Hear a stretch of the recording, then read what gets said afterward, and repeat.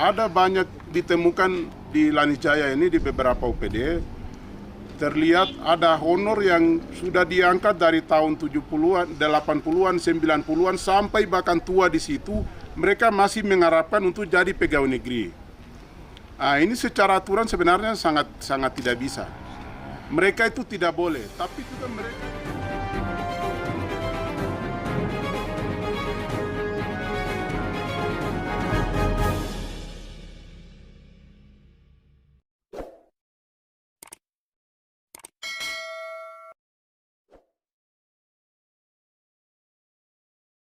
masih ada satu hal lagi saya mau tambahkan, itu mengenai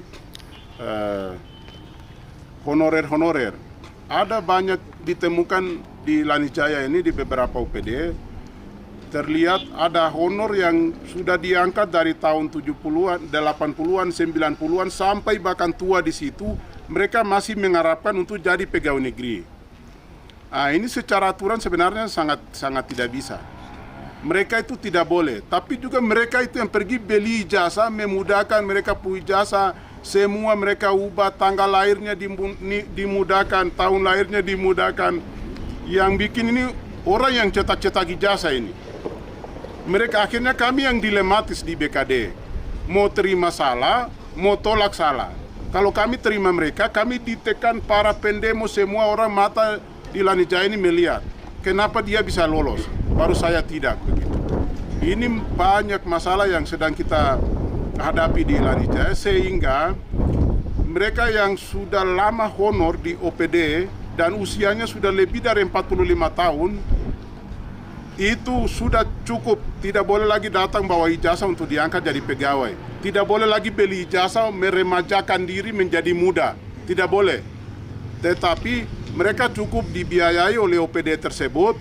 Dia punya uang akan ada, dia punya hak-hak akan dia terima. Sebagai honorer tetap di situ sampai kapan dia mau dihentikan ya terserah. Tapi berdasarkan itu tidak layak untuk menjadi pegawai negeri. Itu saya kasih garis bawahi lagi.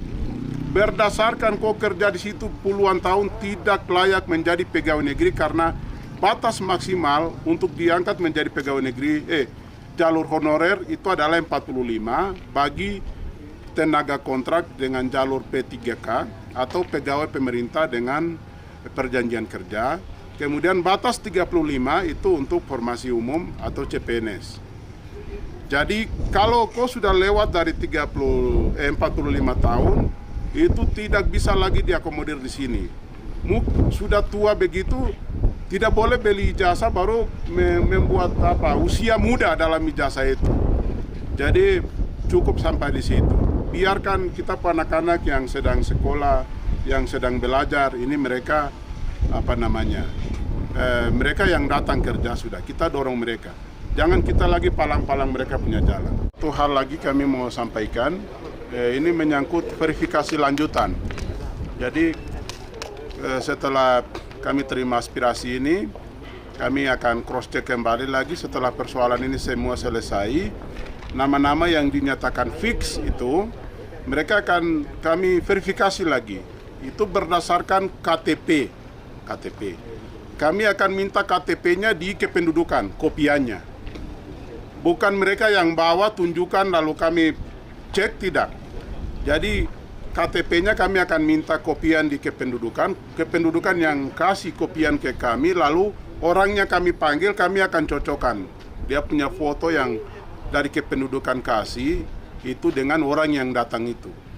Jadi verifikasi lanjutannya itu tidak boleh lagi mewakili. Itu saya garis bawah, tidak akan ada perwakilan. Kau yang betul-betul, kau pun nama ada, kau pun identitas, kau bawa. Kalau ada yang meninggal, tidak ada ganti-mengganti. Itu titik, itu saya garis bawahi lagi. Yang meninggal tidak ada ganti-mengganti. Atas nama ijazah itu dia punya adik yang masuk, tidak. Itu tidak.